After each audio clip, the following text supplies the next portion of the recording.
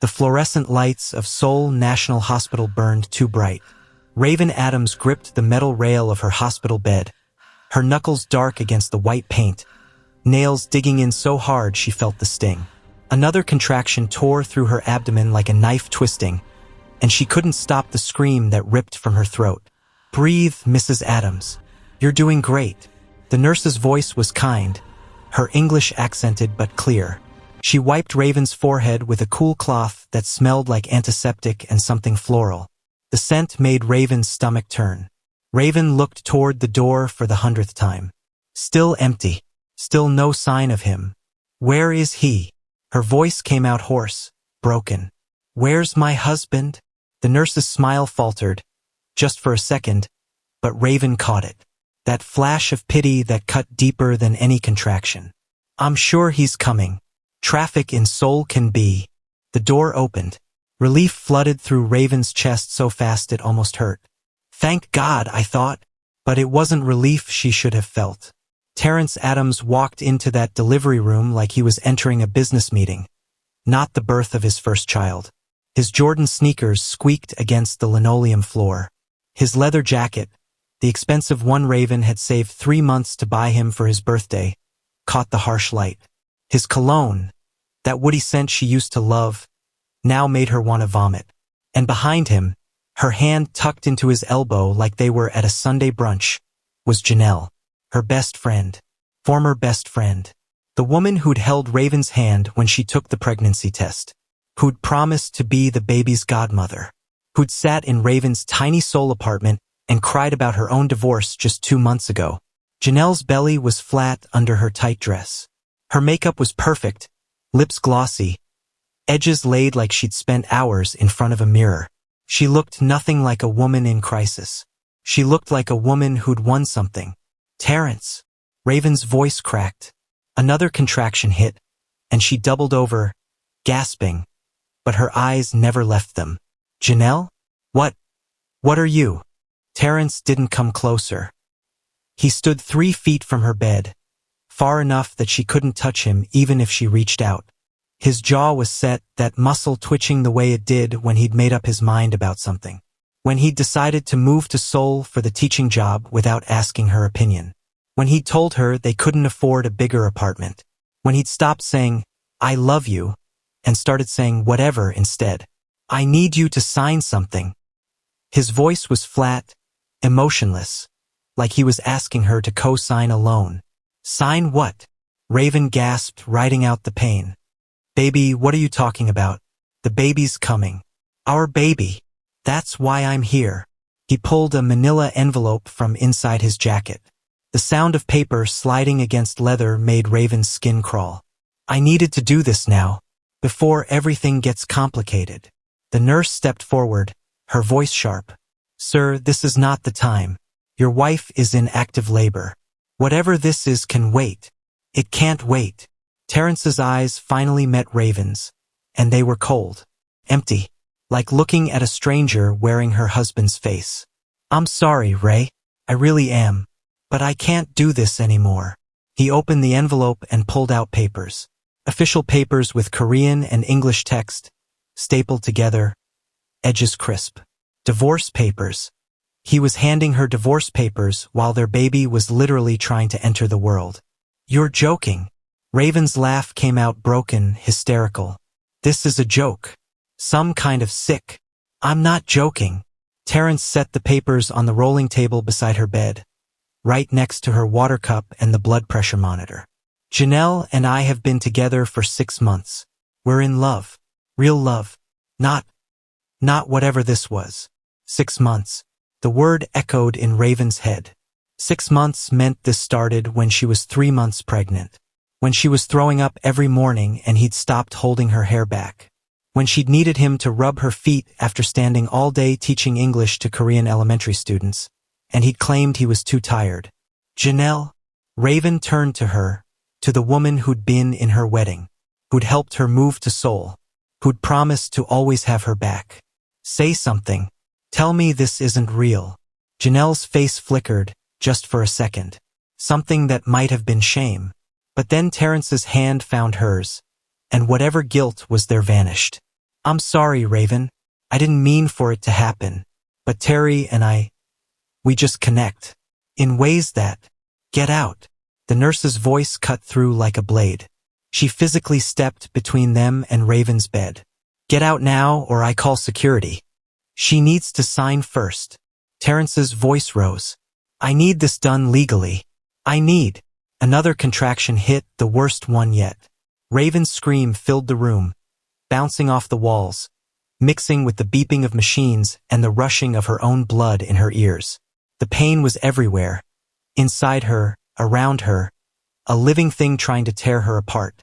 Through the pain, through the tears now streaming down her face, she saw them. Really saw them. Terrence, the man she'd loved since college, who'd promised her forever, who'd convinced her to move to Korea for their future. Looking at her like she was an obstacle, an inconvenience, something to sign away.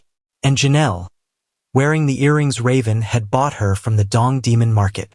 The same earrings she'd worn while sitting on Raven's couch, eating Raven's food, and planning how to steal Raven's husband. Sign it. Terrence's voice was harder now, impatient. Sign it so I can move on. So we can both move on. The nurse was calling for security. Other medical staff rushed in, voices overlapping in Korean and English. Someone was telling Terrence he needed to leave. Someone else was checking Raven's monitors, concern sharp in their tone.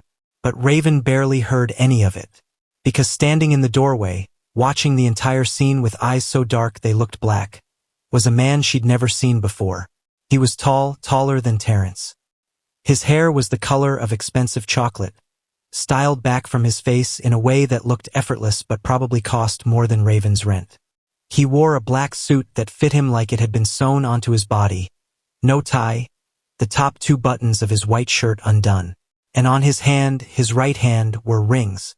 Heavy silver rings that caught the light as he lifted his phone to his ear. He was beautiful in that dangerous way. The kind of beautiful that made you forget to breathe. He spoke into the phone, Korean words flowing smooth and fast. Raven didn't understand the language well, but she understood his tone. Command. Authority. The tone of someone who expected to be obeyed. Then security arrived. 3 large men in uniform who surrounded Terrence and Janelle like they were criminals. Terrence started to argue, started to reach for the papers again. But one of the security guards blocked him with a hand the size of a dinner plate. Sir, you need to leave. Now.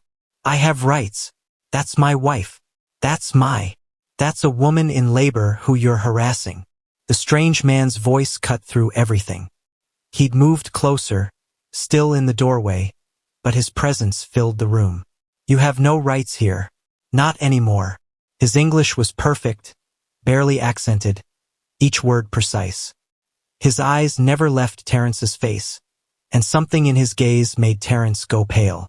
Who the hell are you? Terrence demanded, but his voice shook.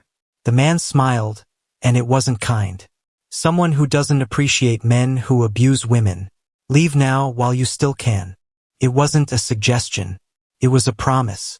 Security escorted Terrence and Janelle out, their protests fading down the hallway.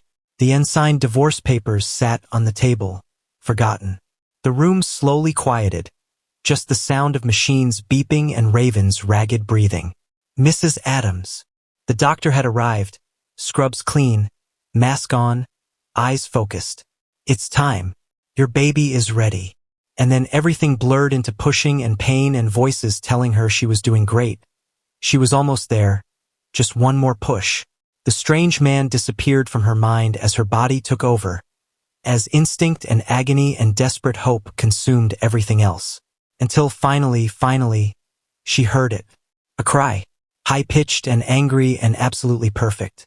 It's a girl, the doctor announced, holding up a tiny, squirming body covered in vernix and blood and beautiful beyond words. A healthy baby girl. They placed her on Raven's chest, this small miracle with a head full of dark curls and lungs that worked perfectly. Raven touched her daughter's face with trembling fingers, felt the warmth of her skin, breathed in that newborn smell of possibility. Hi, baby, Raven whispered, tears falling freely now. Hi, Sage. Mama's here. Mama's got you. She'd picked the name months ago. Sage. Strong. Healing. Everything Raven needed her daughter to be in a world that had just proven itself cruel. The nurse cleaned Sage gently, wrapped her in a soft blanket, placed a tiny pink hat on her head. She's beautiful, Mrs. Adams. Perfect size. Perfect health. You did wonderful. But as the adrenaline faded, as the reality settled in, Raven felt it. The weight of what had just happened. Her husband had served her divorce papers in the delivery room. Her best friend had helped him do it. She was alone in a foreign country with a newborn baby and no plan. The tears came harder now, silent and heavy, soaking the hospital gown. That's when she saw him again. The strange man. He'd moved into the room properly now, standing near the window, hands in his pockets, watching her with an expression she couldn't read. "Who are you?" Raven asked, her voice wrecked from screaming. He walked closer, each step measured, until he stood beside her bed. Up close, she could see his face properly. Sharp jawline, full lips, a small scar above his left eyebrow that somehow made him more striking.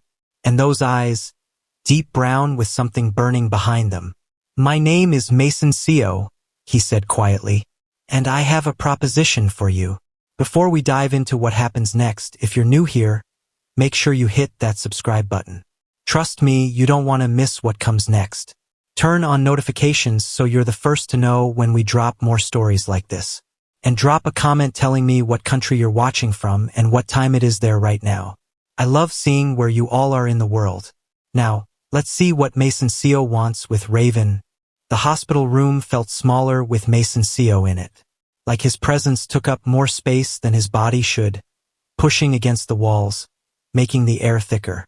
Raven held Sage closer, protective instinct flaring despite her exhaustion. "A proposition?" Her voice was hoarse from screaming during labor. "I just gave birth. My husband just... I don't. I know."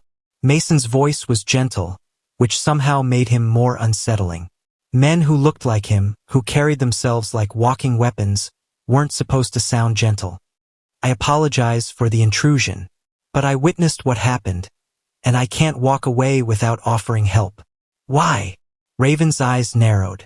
In her arms, Sage made a small sound, and Raven automatically started rocking, her body knowing what to do even while her mind spun. "You don't know me. Korean men don't usually. I'm not most Korean men." Mason pulled a chair closer to her bed and sat, moving with a grace that reminded Raven of the dancers she'd seen performing traditional fan dances in Insadong. "And you're right, we don't know each other. But I know what I saw. I know you're alone in a country that isn't yours, with a newborn, and a husband who just proved he's worse than useless." The blunt assessment should have made Raven angry. Instead, it made her laugh bitter and sharp. "That's one way to put it. I can help you," Mason continued. His hands rested on his knees, those heavy rings catching the fluorescent light. Raven noticed they weren't just decorative. They looked old, carved with symbols she didn't recognize. Family crests, maybe, or something else. "But first, you need to understand who I am. You said your name is Mason Seo." "Yes, Mason because my mother was American. Seo because my father was Korean." He paused, studying her face like he was deciding how much truth to share. "My family runs certain businesses in Seoul. Businesses that operate outside traditional structures." The way he said it, the careful word choice, the slight emphasis on certain, made understanding dawn cold and clear in Raven's chest. "You're Yakuza." The word came out flat. "Not Yakuza. That's Japanese." Mason's lips quirked, almost a smile. "The Korean equivalent. We call it a pa. Family. I'm the head of the Seo family organization. Mafia." He was telling her he was Korean Mafia, and Raven should have called for security, should have demanded he leave, should have done anything except sit there holding her daughter while a crime boss offered her help. But she didn't, because the truth was, she had nothing. Her savings were gone, spent on baby supplies and covering bills when Terrence forgot to transfer his share. Her apartment lease was in Terrence's name, Her job teaching English paid enough to survive, but not enough to support a baby alone in one of the world's most expensive cities. And her family back in Chicago had barely scraped together enough to send her to college. They couldn't help her now. What kind of help? Raven asked quietly. The practical kind. Mason leaned back in the chair, one ankle crossed over his knee, completely at ease. A place to live, financial security, protection from your ex-husband if he decides to make trouble. Everything you need to raise your daughter without struggling. In exchange for what? Because there was always an exchange. Raven had learned that lesson early. What do you want from me? Mason was quiet for a long moment, his eyes moving from her face to Sage sleeping in her arms, then back. My grandmother is dying, he said finally. Stomach cancer. Stage 4. She has maybe 6 months. I'm sorry, Raven said automatically, though she didn't understand what his dying grandmother had to do with her. She's the matriarch of our family, the foundation of everything we are. Mason's voice went softer, and for the first time, Raven saw real emotion flicker across his face. Grief, love, fear. And she has one dying wish. She wants to see me married, settled. She wants to meet her great-grandchildren before she goes. Understanding crashed over Raven like cold water. You want me to pretend to be your wife. Not pretend. Mason met her eyes directly, unflinching. I want you to marry me, legally. My grandmother needs to believe it's real. That's insane. Raven's laugh came out sharp, edged with hysteria. You can't just marry a stranger. I can't just. Why not? Mason's voice was calm, reasonable, like he was proposing a business merger instead of marriage. You need security. I need to give my grandmother peace before she dies. This solves both problems. I don't know you. I don't know anything about you except that you're. Raven lowered her voice, aware of the nurses moving in the hallway outside. Accept what you just told me. Then get to know me. Mason pulled out his phone, tapped something, and showed her the screen. It was a photo of a house. No, not a house. An estate. Traditional Korean architecture mixed with modern luxury, sprawling grounds, a garden that looked like something from a historical drama. This is where you'd live. The entire West Wing would be yours and Sage's. Private entrance, private kitchen, your own space. Raven stared at the photo. She could see a nursery in one of those rooms. Could see herself walking through that garden with Sage in a stroller. Could see a life where she didn't have to choose between buying diapers and eating. I can't. But even as she said it, the words felt weak. You can. Mason put his phone away. I'm not asking you to love me. I'm not even asking you to like me. I'm asking you to accept help when you need it. And in return, give my grandmother the gift of seeing me happy before she dies. But it's a lie. Is it? Mason tilted his head, studying her. You need protection. You need security. You need someone to stand between you and a world that just proved it's ready to hurt you. I can give you all of that. In return, you give me the ability to let my grandmother die in peace. That seems like truth to me. Just a different kind of truth. Sage stirred in Raven's arms, making small sounds that meant she'd wake hungry soon. Raven looked down at her daughter's face. So perfect, so vulnerable. What kind of life could she give her alone? What kind of future waited for them in that tiny apartment with Terrence's name on the lease? How long? Raven asked, her voice barely above a whisper. 6 months. Maybe less, depending on. Mason's jaw tightened. Depending on how fast the cancer moves. After my grandmother passes, we can quietly divorce. I'll make sure you're provided for. Full custody of Sage. Enough money to live comfortably anywhere you want. Seoul, America, anywhere. And if I say no, then I'll leave, and you'll never see me again. Mason stood, smooth and controlled. But you should know something, Raven. That man who just walked out, he's going to come back. Men like him always do. Not because they love you, but because they can't stand losing control. And when he comes back, you'll have nothing to protect yourself with except words. Words he's already proven he doesn't respect. The truth of it hit hard because Raven knew he was right. Terrence wouldn't just walk away. He'd fight for custody to hurt her, or demand money he claimed he was owed, or spread lies about her being an unfit mother. He'd make her life hell because that's what people did when they wanted to feel powerful. "I need to think," Raven said. Mason pulled out a card from his wallet, thick black paper with silver lettering, and set it on the table beside the abandoned divorce papers. The contrast was stark. "Call me when you decide, but don't wait too long. Life has a way of making decisions for us when we hesitate." He walked to the door, then paused, looking back. "For what it's worth, I watched you in this room. I saw how you held your daughter even while your heart was breaking. I saw strength that most people don't have. Your ex-husband is a fool. And whatever you decide, I hope you know that." Then he was gone, leaving behind only the faint smell of expensive cologne and the weight of an impossible choice. The nurse came in to check on Raven and Sage, running through standard post-delivery procedures, asking questions about pain and bleeding and nursing. Raven answered automatically, her mind elsewhere, her eyes drifting to the black card on the table. "Mrs. Adams, is everything all right?" The nurse's voice was concerned. "Your blood pressure is elevated." "I'm fine." Raven tried to smile, but it felt wrong on her face. "Just processing everything. Do you have family here in Seoul?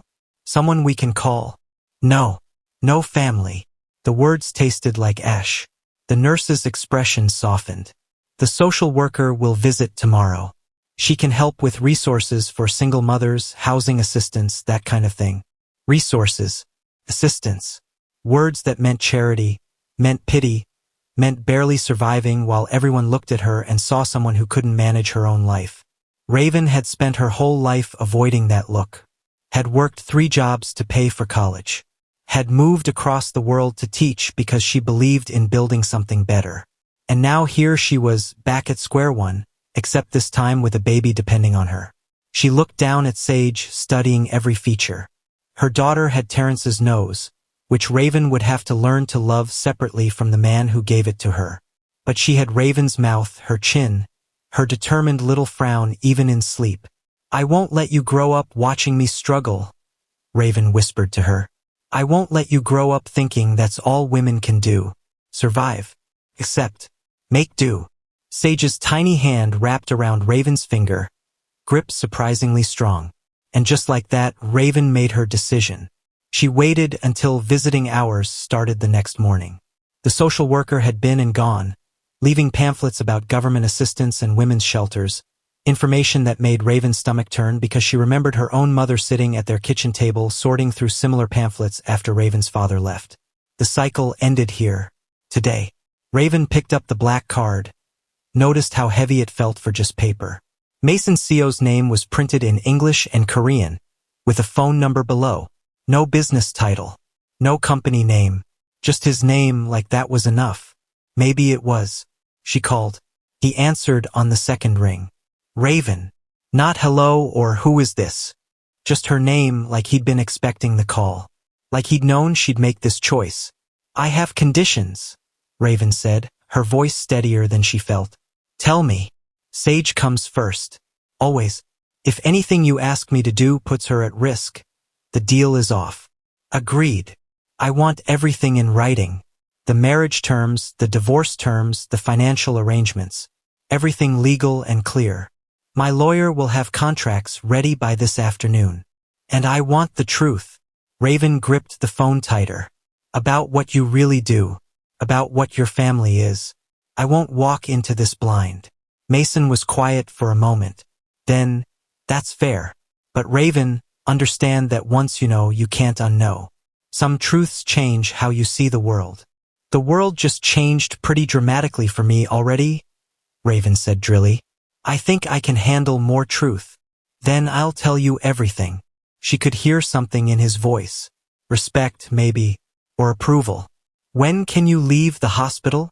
The doctor said tomorrow if everything looks good. I'll send a car. Pack whatever you need from your apartment. Leave anything that reminds you of your ex-husband. You won't need any of it where you're going. After they hung up, Raven sat in the quiet hospital room, Sage sleeping in the bassinet beside her bed, and wondered what she'd just agreed to. Marriage to a stranger. A criminal stranger. Moving into the home of a mafia family. Her mother would have called her crazy. Her friends back home would stage an intervention. Every reasonable part of her brain was screaming that this was dangerous, reckless, wrong. But the part of her that had just given birth alone while her husband walked out? The part that had spent 9 months planning a future that evaporated in a delivery room? That part was done being reasonable. That part was ready to burn it all down and build something new from the ashes. Even if she had to make a deal with the devil to do it. The car that picked up Raven and Sage from the hospital wasn't what she expected. No black SUV with tinted windows, no driver in a suit looking like he carried a gun. Instead, a silver Mercedes sedan pulled up, driven by a woman in her 60s with kind eyes and salt and pepper hair pulled into a neat bun. "Mrs. Adams, I'm Mrs. Hahn." The woman's English was excellent, warm and maternal. "I manage Mr. Seo's household. Let me help you with that." She took Raven's bag before Raven could protest, then peered at Sage sleeping in her car seat with the soft expression every grandmother seemed to have programmed into their DNA. "Oh, she's beautiful. Perfect little thing. You must be so proud." Raven settled into the back seat, Sage's car seat secured beside her, and watched Seoul roll past the window. They drove through Gangnam, past the glittering shopping districts and towering office buildings, then into quieter neighborhoods where traditional Hanok houses sat between modern apartments. Finally, they turned onto a private road that wound up a hillside, trees forming a canopy overhead, blocking out the city noise until it faded to nothing. The gate was subtle, expensive in its understatement. Black iron, simple design, but Raven noticed the cameras hidden in the trees, the way the wall extended far in both directions, enclosing property she couldn't even see the edges of. Mrs. Hahn entered a code and the gates swung open silently. "Holy shit," Raven whispered, then immediately regretted it because grandmothers were present, but Mrs. Hahn just laughed. "That's what everyone says the first time." The estate sprawled across the hilltop like something from a period drama. The main house was traditional Korean architecture, all clean lines and curved roofs, dark wood gleaming in the afternoon sun. But surrounding it were modern additions done so carefully they seemed to grow from the original structure rather than clash with it. Gardens spread in every direction, perfectly manicured but natural-looking, with stone paths winding between flowering trees and water features. And standing on the front steps, hands in the pockets of dark slacks, white shirt rolled to his elbows, was Mason Seo. He looked different in daylight, more real somehow, less like a figure from a dream and more like a man who existed in the world. His brown hair caught the sun, his skin the kind of perfect that made Raven aware of her own exhaustion, the bags under her eyes, the way her body still ached from giving birth yesterday. He walked to the car as Mrs. Hahn parked, opening Raven's door before she could reach for the handle. "Welcome home," he said simply. Home. The word felt too big for what this was. But Raven didn't correct him. She just climbed out carefully, every muscle in her body reminding her she'd pushed a human out of it 24 hours ago. Mason moved to Sage's car seat, his large hands surprisingly gentle as he unclipped it. "May I?" Raven wanted to say no, wanted to carry her own daughter, but her arms felt like lead. "Okay." He lifted the car seat like it weighed nothing, cradling it against his chest with the kind of care that made something in Raven's chest twist. This man, this criminal, this stranger, was holding her daughter like she was made of glass. "I'll show you to your rooms," he said, starting toward the house. "You should rest. We can talk later." The inside of the house was even more stunning than the outside. Hardwood floors that gleamed like water, traditional Korean furniture mixed with modern pieces, floor-to-ceiling windows that brought the gardens inside. Everything smelled like wood polish and jasmine, clean and expensive and nothing like the cramped apartment Raven had been living in. Mrs. Hahn led them through the main house to a hallway that opened into a private wing. "This is yours," she said, opening double doors. Raven stepped inside and felt her breath catch. The living room was huge, with comfortable furniture in soft grays and creams, a fireplace that looked functional, more of those massive windows showing the garden. An archway led to a kitchen, small but fully equipped, stocked with food she could see even from here. Another archway showed a bedroom with a bed so large it looked like you could get lost in it. And in the corner of the living room, positioned perfectly to catch the morning light, was a nursery. Not a nursery corner. Not a space carved from existing rooms. A full nursery with a white crib, a changing table, a rocking chair that looked hand-carved, shelves already filled with books and toys, a mobile hanging above the crib with little felt animals swaying gently in the air from the heating vent. "I had it set up yesterday," Mason said quietly, watching her face. "After you called. If anything isn't right, we can change it." Raven walked to the crib, running her fingers over the smooth wood, touching the soft blankets folded at the end. She picked up one of the books from the shelf. Goodnight Moon. The English version, not Korean. He'd thought of that. "Mrs. Adams, should I put the baby down?" Mrs. Han's voice was gentle. Raven turned to see Sage starting to fuss in her car seat, little face scrunching up in that way that meant she'd wake soon. "Yes, please. Thank you." Mrs. Han transferred Sage to the crib with practiced ease, adjusting her blanket, checking that the room temperature was right. Then she turned to Raven. "I raised 4 children of my own. If you need anything at all, you press this button." She pointed to a panel on the wall. "It calls directly to my phone, day or night. Don't hesitate." "I won't. Thank you." After Mrs. Han left, it was just Raven and Mason in the quiet room. Sage sleeping peacefully in her new crib, and the weight of reality settling over everything. "You should rest," Mason said. "Your body needs. You said you'd tell me the truth." Raven cut him off, exhaustion making her blunt. "About what you do. About your family. So tell me." Mason studied her for a long moment, then nodded. "All right, sit down. This will take a while." They sat in the living room, Mason in an armchair across from the sofa where Raven curled up, her body grateful to be off her feet. He didn't sugarcoat anything, didn't try to make it sound better than it was. The Seo family had controlled certain territories in Seoul for 3 generations. They ran protection businesses, mostly clubs, restaurants, businesses that needed security in areas where police response was slow or non-existent. They also controlled imports and exports through specific ports, managed underground gambling operations, and provided loans to people who couldn't get traditional bank financing. "We're not heroes," Mason said bluntly, "but we have rules.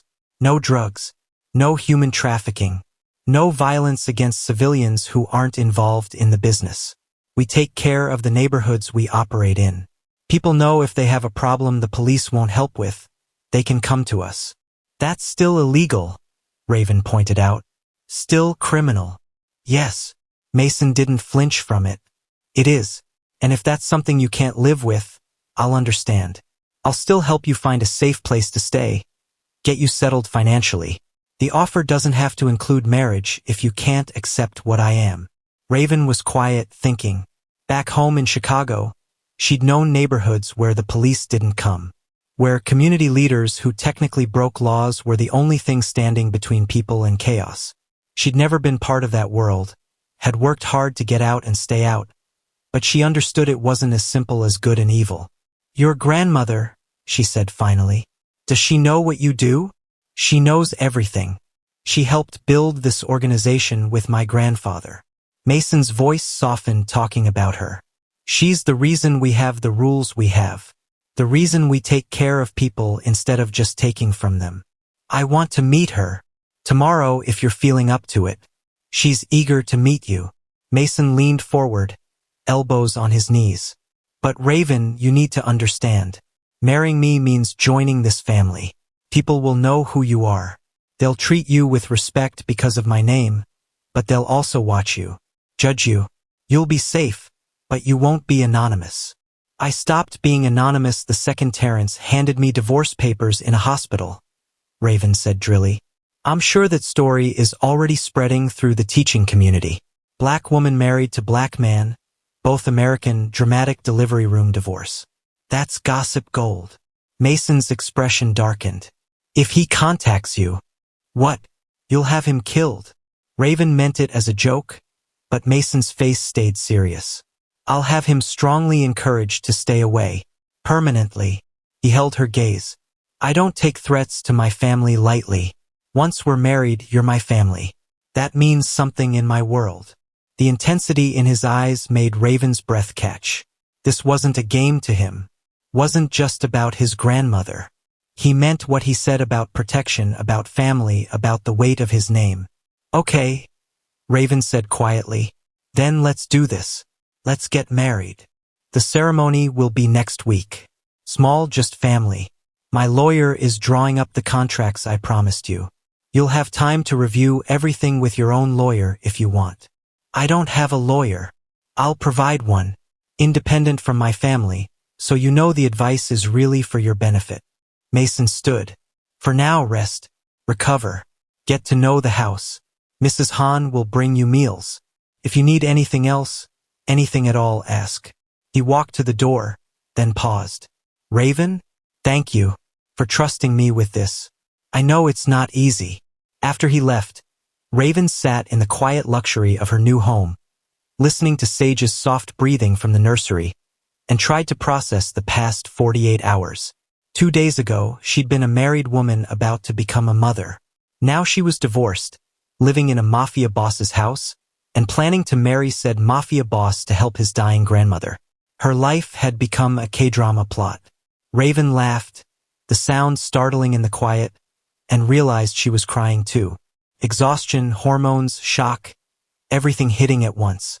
She curled up on the sofa and let it out. Let herself feel the betrayal and fear and desperate hope all mixed together. When she finally stopped crying, she felt hollow but clean, like she'd purged something toxic. Sage started crying, that hungry newborn wail that meant nothing else mattered except feeding her right now. Raven got up, wincing at the soreness, and went to her daughter. It's okay, baby girl, she murmured, lifting Sage into her arms, settling into the rocking chair to nurse. Mama's here. Mama's always going to be here. And as Sage latched on, as the rhythmic pull and release settled into something ancient and right, Raven made herself a promise. Whatever happened next, whatever she had to become to survive in this new world, she'd make sure Sage never knew poverty, never knew betrayal, never knew what it felt like to be abandoned when you needed someone most, even if it meant becoming a mafia wife, even if it meant marrying a man she didn't love, even if it meant living a lie for the rest of her life. Because the truth was, the life she'd been living before, the one where she believed in love and forever and happily ever after, that had been the real lie. This, at least, was honest about what it was. A transaction. A deal. A mutually beneficial arrangement between two people who needed each other. And maybe, Raven thought as Sage's eyes drifted closed, full and content. Maybe that was more honest than love had ever been. Raven spent 3 days recovering, getting to know the estate, learning the rhythm of her new life. Mrs. Han appeared like clockwork with meals that made Raven want to cry. Real food, home-cooked, nothing like the instant noodles and convenience store kimbap she'd been living on. The older woman also taught her small things about the house, about Korean customs Raven would need to know, treating her not like an outsider but like family. Mason himself was scarce. He'd knock on her door once a day to check if she needed anything, but he never stayed long, never pushed for conversation. Giving her space, she realized, letting her adjust. On the 4th day, he knocked at breakfast time. Raven was still in her robe, Sage sleeping in a wrap against her chest, hair piled on top of her head in a messy bun. Not exactly presentable, but postpartum life didn't care about appearances. My grandmother wants to meet you today, Mason said from the doorway. If you're ready. Raven's stomach clenched. This was it. The real test. If his grandmother didn't believe they were genuinely in love, the whole arrangement fell apart. What do I need to know? Raven asked. To convince her? Mason stepped into the room properly, and Raven noticed he was dressed more formally than usual. Black slacks, a charcoal sweater that probably cost more than her old car. His hair was styled, and he smelled like cedar and something spicy. She's sharp, he said. Sharper than anyone I know. She'll be watching everything.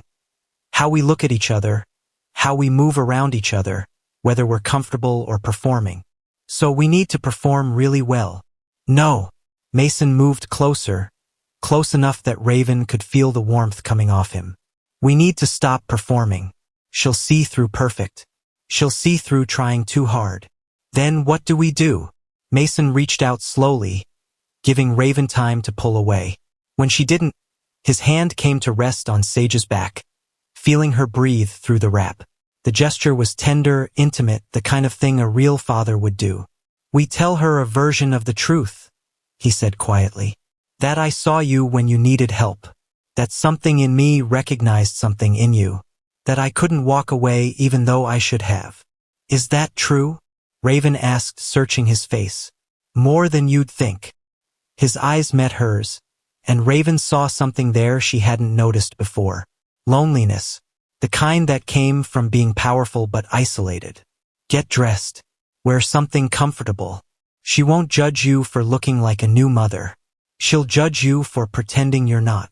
An hour later, Raven walked through the main house to a wing she hadn't explored yet. She dressed in soft jeans and a black sweater. Nothing fancy. Her hair down and natural. Sage was awake in her arms, big eyes taking in the new surroundings. Mason's grandmother's rooms were on the ground floor, accessible without stairs. Medical equipment lined one wall, but the space itself was warm and lived in, full of photos and books and the smell of jasmine tea. She sat in a chair by the window, small and frail in a way that made Raven's chest ache. Her skin was paper-thin, spotted with age, her hair completely white and pulled into a traditional style. But her eyes, they were Mason's eyes, dark and sharp and missing nothing.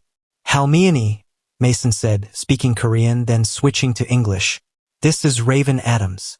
And her daughter, Sage. The old woman studied Raven with an intensity that felt like being X-rayed. Raven fought the urge to fidget, to explain, to fill the silence with words. Instead, she waited. You're afraid, the grandmother said finally. Her English was heavily accented but clear. Yes, ma'am, Raven admitted. Of me. Of disappointing you. The old woman's lips quirked. At least you're honest. Sit. Raven sat in the chair across from her, adjusting Sage in her lap. Mason stood behind her, his hand coming to rest on her shoulder. A casual gesture, but one that felt right. My grandson tells me you met in a hospital, the grandmother said. That your husband left you while you gave birth. Yes, ma'am. And Mason offered to marry you, to give you protection. Raven glanced up at Mason, uncertain how much truth they were sharing, but he nodded slightly. Yes, she said. He did. Why did you say yes? The grandmother leaned forward, her gaze piercing. Money? Security? Those are practical reasons, but they don't make a marriage. Raven took a breath, choosing her words carefully. I said yes because when I looked at him, I didn't see pity. Everyone else who knew what happened looked at me like I was broken. Like I was a victim who needed to be rescued. But Mason looked at me like I was a person making a choice. Like I had power even when I felt powerless. The old woman's expression shifted, softened. And you, Mason? Why her? Mason's hand tightened on Raven's shoulder. Because she's strong in a way most people aren't. Because when her world fell apart, she didn't fall apart. She held her daughter and made a decision. I respect that. Respect. The grandmother sat back, something like amusement in her eyes. Is that what young people call it now? Mason actually smiled. It's a start. Love grows. Raven added quietly, surprising herself. My parents always said that the butterflies fade, but respect, partnership, those things build something that lasts. The grandmother looked at her for a long, silent moment. Then she held out her hands, gnarled with arthritis but steady. Let me hold the baby. Raven hesitated only a second before standing and carefully transferring Sage into those ancient arms. The old woman cradled her with the expertise of someone who'd held many babies, cooing softly in Korean, tears shining in her eyes. Beautiful, she whispered. Perfect little thing. Mason knelt beside his grandmother's chair, his voice soft. Sage needs a family, Halmiani. And I need to build something that matters. Something beyond business. The old woman touched his face with one hand, still holding Sage with the other. You're a good boy. You always have been under all that armor you wear. She looked at Raven. Take care of him. He pretends to be hard, but he's not. Not really. I will, Raven promised and meant it. They stayed for an hour talking about small things, how Raven was adjusting, what Sage's schedule was like, the grandmother's memories of raising Mason. The old woman was funny, sharp-tongued, occasionally forgetting herself and slipping into Korean that Mason translated with obvious affection. When they left, the grandmother pulled Raven close and whispered in her ear, I know this isn't what you planned, but sometimes the best things in life aren't planned. They just are. Back in their wing, Raven felt drained but oddly light. She believed us, she said, more to herself than Mason. She wants to believe, Mason corrected. She's dying, and she wants to die believing I won't be alone. That's its own kind of truth. Does that make you sad? Raven asked. Lying to her? Are we lying? Mason tilted his head, studying her. We're getting married next week. We'll live together. Raise Sage together at least for a while. That's more real than a lot of marriages. He had a point. Raven had thought her marriage to Terrence was real, built on love, and it had shattered in a hospital room. Maybe this arrangement, built on honesty and practical need, had more foundation than romance ever provided. The wedding is tomorrow, Mason said, changing the subject. Small ceremony in the garden. Just family and a few close friends. You don't have to invite anyone if you don't want to. I don't have anyone to invite, Raven said quietly. Not here. Then it'll just be us. Simple, quick, and legally binding. Romantic, Raven said dryly. Mason smiled, and it transformed his face. I didn't promise you romance. I promised you protection. I know, and somehow that felt more valuable than romance anyway. That night, Raven lay in her enormous bed, Sage sleeping peacefully in the nursery nearby, and thought about the woman she'd been a week ago.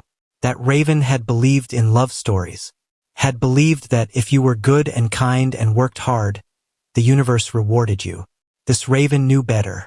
This Raven understood that the universe didn't care about fairness. That sometimes survival meant making choices that looked crazy from the outside but made perfect sense when you were drowning. Tomorrow she'd marry a mafia boss she barely knew. Tomorrow she'd become part of a criminal organization. Tomorrow she'd officially become someone else. But as Sage's soft breathing filled the quiet, Raven realized she was okay with that, because that someone else had power, had protection, had a future that didn't involve struggling to afford diapers or begging her ex-husband for child support he'd never pay. Sometimes the best revenge wasn't getting even. It was living so well that your enemies couldn't touch you anymore. And Raven was about to live very, very well indeed. The garden ceremony happened at sunset, golden light filtering through the cherry trees that weren't quite blooming yet but would be soon.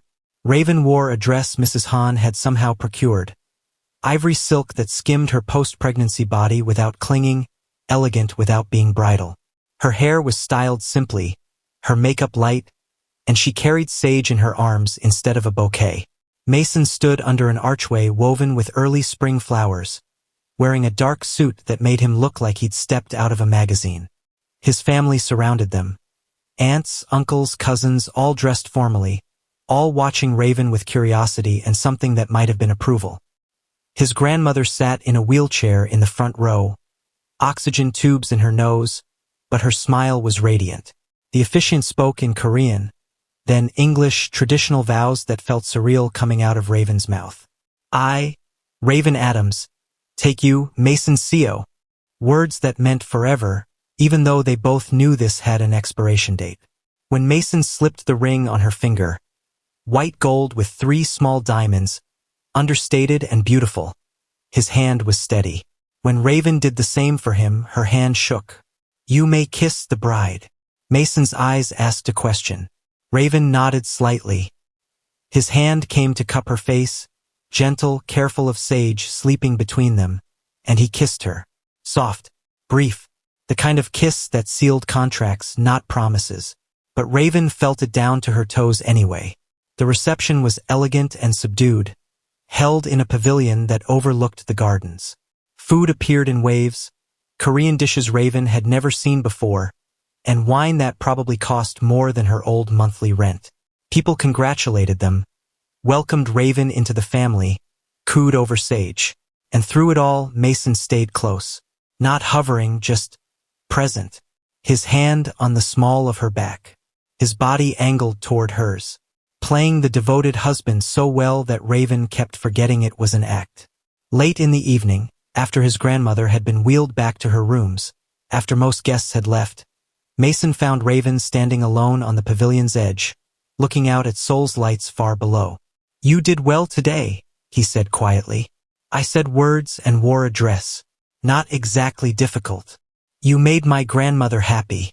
That's more than words and a dress." He moved beside her, close enough that their shoulders almost touched. "She told me earlier that she thinks you'll be good for me, that you'll keep me human. I don't even know you well enough to know what you are now," Raven pointed out. "Fair." Mason was quiet for a moment. "Would you like to? Know you?" "Yes." Raven considered it. They were married now, legally bound, living in the same house. She'd be raising Sage here, at least for the next few months. Knowing the man she'd tied herself to seemed practical. "Okay," she said. "Tell me something real. Something you don't tell other people." Mason leaned against the railing, his profile sharp in the dim light. "I never wanted this life," he said finally. "The family business, the violence, the constant calculation of who to trust and who to eliminate. I wanted to be an architect, design buildings that made people feel something, create beauty instead of control fear. Why didn't you?" "Because my father died when I was 19. Car accident, though we never proved if it was really an accident. And suddenly I was the head of the family. 19 years old, barely knew how the organization worked, but hundreds of people depended on me. Couldn't walk away. Couldn't be selfish enough to choose what I wanted over what they needed." The pain in his voice was raw, real. Raven found herself reaching out, her hand covering his on the railing. "That must have been terrifying." "It was. Still is some days." He looked down at their hands, didn't pull away. "I wake up wondering if I'll make a decision that gets someone killed. If I'll miss something that destroys what my grandfather built. If I'm even capable of being what this family needs. Your grandmother seems to think you are." "My grandmother loves me. That makes her biased." "Maybe," Raven said. "Or maybe she just sees what everyone else is too scared to tell you. That you're doing better than you think." Mason turned to look at her fully, something unreadable in his expression. "You're not what I expected." "What did you expect?" "Someone more desperate, more willing to do anything. Instead, you negotiate. You set boundaries. You challenge me. Is that a problem?" "No." His voice dropped lower. "It's refreshing." The air between them shifted, charged with something Raven didn't want to name. She pulled her hand back, creating space, reminding herself this wasn't real. Couldn't be real. "I should check on Sage," she said, even though Mrs. Han was watching the baby. "Raven." Mason's voice stopped her. "Thank you. For today. For all of this. I know it's not what you would have chosen." "Neither is being divorced in a delivery room," Raven said with a bitter smile. "But here we are, making the best of terrible situations." She walked back toward the house, feeling his eyes on her the whole way, and tried to ignore how much she'd wanted to stay. The next 3 weeks fell into a rhythm. Raven focused on Sage. Sleepless nights, endless feedings, the complete absorption of caring for a newborn. Mason worked, often leaving early and returning late, but he always stopped by their wing, always asked how they were. And slowly, without meaning to, they became something like friends. He'd sit in the nursery while Raven fed Sage at 2 a.m., both too wired to sleep, talking about nothing and everything. She learned he loved old movies, that he read poetry, that he had a collection of vintage architecture books he'd started as a teenager and never stopped adding to. She told him about growing up in Chicago, about her mother who'd raised her alone, about wanting so badly to be different from her family's cycle of poverty that she'd worked herself half to death trying. "That's why you're so strong," Mason said one night, Sage sleeping on his chest while Raven folded tiny onesies. "You've been fighting your whole life. This is just a different kind of fight." "Does it ever stop?" Raven asked. "The fighting? I don't know. I hope so. But I think maybe the point isn't to stop fighting. It's to choose what you're fighting for." For weeks into their marriage, Raven got a call from a Korean number she didn't recognize. She almost didn't answer, but something made her pick up. "Raven." Terrence's voice hit her like a fist. "We need to talk." She hung up immediately, her hand shaking. He called back. She blocked the number. Then her email pinged. A message from him, long and rambling, claiming he'd made a mistake, that Janelle had manipulated him, that he wanted to work things out. For Sage, he wrote, "She deserves her real father." Raven deleted it, but the damage was done. The past she'd tried to outrun had found her anyway. That evening, Mason took one look at her face and knew. "He contacted you. How did you?" "I have alerts set up. Any attempt to reach you, I know about it." He moved closer, his jaw tight. "What did he say?" "That he made a mistake. That he wants another chance." Raven laughed bitterly. "That Sage deserves her real father. And what do you want?" Raven looked at Mason, really looked at him. This man who'd given her a home, protected her, sat with her through countless nights, held her daughter like she was precious, who asked what she wanted instead of telling her what to do. "I want him gone," she said quietly. "Permanently." Mason's expression went cold. "Dangerous." "Done." "I don't mean—" Raven started, alarmed. "I know what you mean, and I meant what I said. He won't contact you again. I'll make sure of it." "How? Do you really want to know?" Mason asked, and Raven realized she didn't. Some things were better left in the dark spaces where men like Mason operated. "Just don't hurt him," she said. "Not physically. He's not worth that." "I won't lay a hand on him," Mason promised. "But Raven understands something. You're mine now. Not in the way he thought he owned you, but in the way family owns each other. And I protect what's mine." The intensity in his voice, the possessiveness, should have scared her. Instead, it made her feel safe. 2 days later, Terrence posted on social media that he was moving back to America. Immediate departure. Something about a family emergency. The post disappeared within hours, and his entire social media presence went dark. Raven never asked what Mason did, but Terrence never contacted her again. 6 weeks into their marriage, Mason's grandmother took a turn. Raven was feeding Sage when Mrs. Han knocked frantically, tears streaming down her face. "It's time," she said simply. They gathered in the grandmother's rooms, the whole family, filling the space with quiet grief. The old woman was barely conscious, breathing labored even with the oxygen. But when Mason knelt beside her bed, her eyes opened, focused. "You found something real," she whispered in Korean. Mason translated softly for Raven. "I can die knowing that." "Don't talk like that, Halmione." "Hush." She reached for Raven with trembling fingers. "Take care of my boy, and that beautiful baby. Be family." "I will," Raven promised, meaning it more than she'd meant any vow. The grandmother smiled, squeezed their hands, and closed her eyes. She passed an hour later, surrounded by family, holding the belief that her grandson had found love. The funeral was elaborate, traditional, exactly what she'd wanted. Raven stood beside Mason through all of it, Sage sleeping against her chest, and watched him grieve with a control that must have cost him everything. Only later, after everyone left, after the estate went quiet, did he finally break. Raven found him in the garden, sitting on a bench in the dark, his shoulders shaking with silent sobs. She sat beside him without a word, Sage sleeping between them, and waited. "She was the only one who ever saw me," Mason said finally, his voice wrecked. "Not the boss, not the heir, just me." "I see you," Raven said quietly. He looked at her, eyes red, vulnerable in a way she'd never seen. "Do you?" "Yes." And she did. Saw the lonely boy forced to be a man too soon. The leader who carried impossible weight. The grandson who'd just lost his anchor. Mason reached for her hand, held it tight. The arrangement was 6 months. She's gone now. You can leave whenever you want. I'll keep my promises. Money, custody, everything. And if I don't want to leave? The words came out before Raven could stop them. Mason went still. What? I said, what if I don't want to leave? Raven's heart was pounding. Sage is happy here. I'm happy here. And I think maybe you need us as much as we need you. Raven, you don't have to.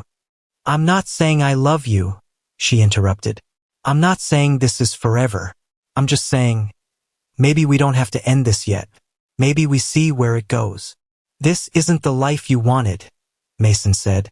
You're settling for. I'm choosing, Raven corrected firmly. There's a difference. I'm choosing safety. I'm choosing partnership. I'm choosing a man who has never once made me feel small.